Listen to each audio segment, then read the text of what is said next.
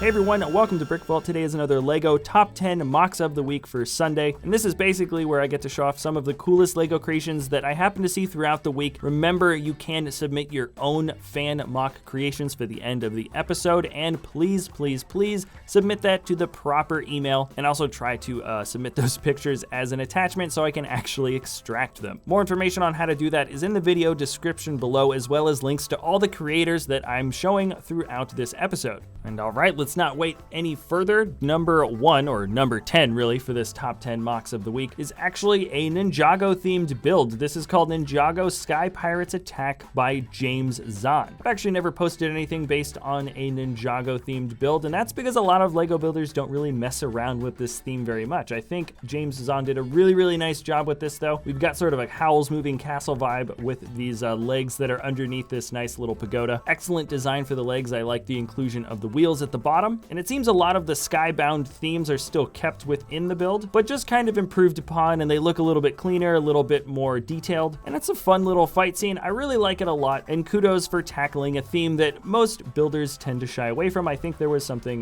really nice discovered here. All right, moving down to build number 9. This is simply called Jungle Temple by Jonas Wide. The architecture is pretty recognizable. This is based on a lot of temples or pyramids that you might see in South America, and based on the getup of our minifigs that are discovering or exploring the area, you can tell that these look like some sort of Spanish explorers. The build for the temple itself is awesome. I especially like the included detail of the multi-layered bits of brown and dark tan that make up the base. You can see sort of the depth of the dirt in the jungle there. And probably my favorite part of the build is the use of those fin pieces that make up that palm tree. I'm such a fan of seeing new ways that plants are created within the LEGO universe, and this is a brand new way I've seen it. And by the way, it seems like such a simple thing now that I'm looking at it, but having the bright green and the dark green bush pieces on top of each other makes a great layered effect. Shows a lot more depth to these overgrown trees. Anyways, I just thought it was a very fun build, really complete. And we're moving down to number 8. This build is called The Calm Before the Storm by Grant Davis. It's pretty self-explanatory. I think what we're looking at, we've got a couple of lily pads, very large lily pads. It looks like they're probably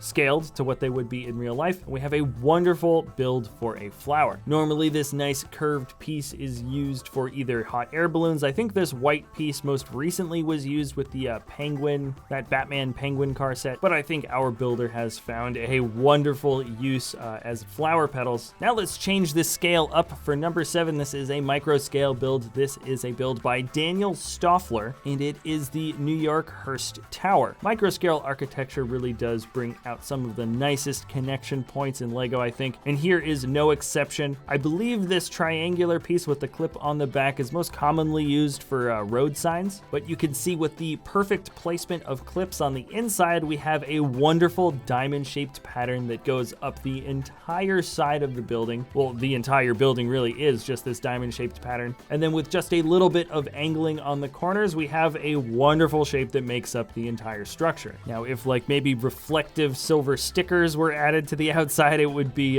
probably a little bit closer to the entirely glass outside of the original Hearst Tower, but I don't think that really matters. This thing is pretty darn awesome on its own. Now, when we go to number 6, I feel like I'm slightly biased just because Baby Groot is kind of an awesome character and very cute. This is the most recent interpretation of the Baby Groot character in LEGO. I know a lot of people have already been building and attempting to build him, and here he is in his little baby Ravager suit. I think what really excels for this particular version of him is the shape of the head. I like the layered effect that makes up the face, and also the expression that makes up the eyes. It was a clever way to use those arch pieces and everything. I think the eyes and face really do look nice, and also the position that they have the body in. It's very animated. He's sort of tiptoeing across probably the Ravager spaceship as far as I can tell. And because this build is supposed to be sort of in a singular pose, I think a lot of the nicer details can be formed into a more solid build instead of having a lot of open joint pieces. Instead of having a lot of open joint pieces where you can move the body around, but the entire build doesn't actually look particularly excellent. All right, let's jump down to number 5. This is a build by Thorsten Bonsch, and it is called Norway Shire 1. I believe this is from Elder Scrolls Online. I don't know anything about this game. That does not matter. The build for this shrine, I'm assuming, is just excellent. Look at the way the tiled roof folds up. I don't know how those connection points work. It might just be some very clever balancing, and I don't really care. I mean, I've just never seen a technique done quite like that, and it looks so good. The composition of the build as a whole is also very, very well put together. I like the uneven pathway and the arching what looks like maybe dragon heads at the top of the shrine. Lots of wonderful details to appreciate, but really that roof is so awesome. I've never seen anything quite like that before, and it definitely deserves a place on the top 10 of the week. Okay, we're jumping down. Number 4, Kid Link. This is a build by Julius von Brunk, and specifically this is an interpretation of what Link looks like as a kid from the Ocarina of Time series, my personal favorite of any of the Zelda games. So the bias in me is strong, but guess what? So is the build. The build looks awesome. I like the sort of jagged bottom to the Deku shield. It really makes it look like it's built out of wood and looks a little bit less well put together than the actual character Link. He's got a wonderful expression. The body is awesome. There's basically nothing in this build I don't like, and I just really, really want it in the studio. All right, jumping into the top 3.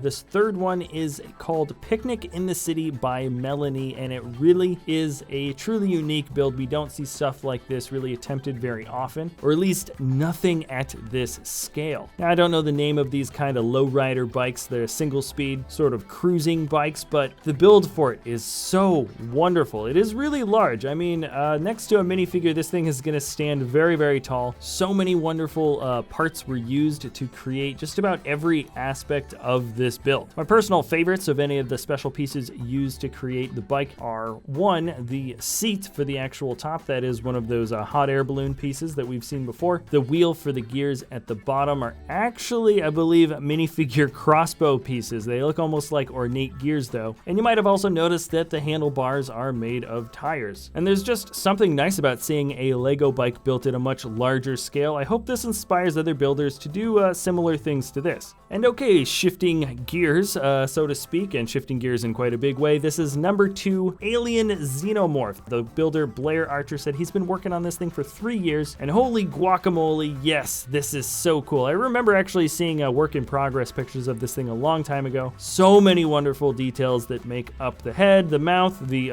little baby mouth on the tongue. My personal favorite parts of it are probably the ribs and all of those cords and stuff that move all along the shoulders and the back of the head. This is coming out at a pretty good time, pretty close to Alien Covenant, and I would love to see this guy spend another 3 years and make a fully scaled version of the rest of the body of the Xenomorph. And all right, let's move down to number 1. This is my favorite mock of the week, and it comes from the builder Hoser 2. This actually exists just as a YouTube video, I believe. And what we have here is a fully automated roller coaster. The theme of it is sort of a space theme. It's called Space Encounters. It's got a great sort of crank system that pulls it up. There is that wonderful drop at the top. It even does a flip. There's lots of twists and turns, and well, the whole thing just looks immaculate. I encourage everybody to check out the links in the description below, follow the people on Flickr that you like, and also check out this video. I've only shown you a little bit of a snippet of it, but the video is actually put together very, very well. I think you'll enjoy it a lot. And guess what? It is now time for custom creations from you guys, the fans. So these are all the fan mocks that were submitted to me within the last week. Lots of great builds, lots of people submitted this week, and I hope you guys enjoy.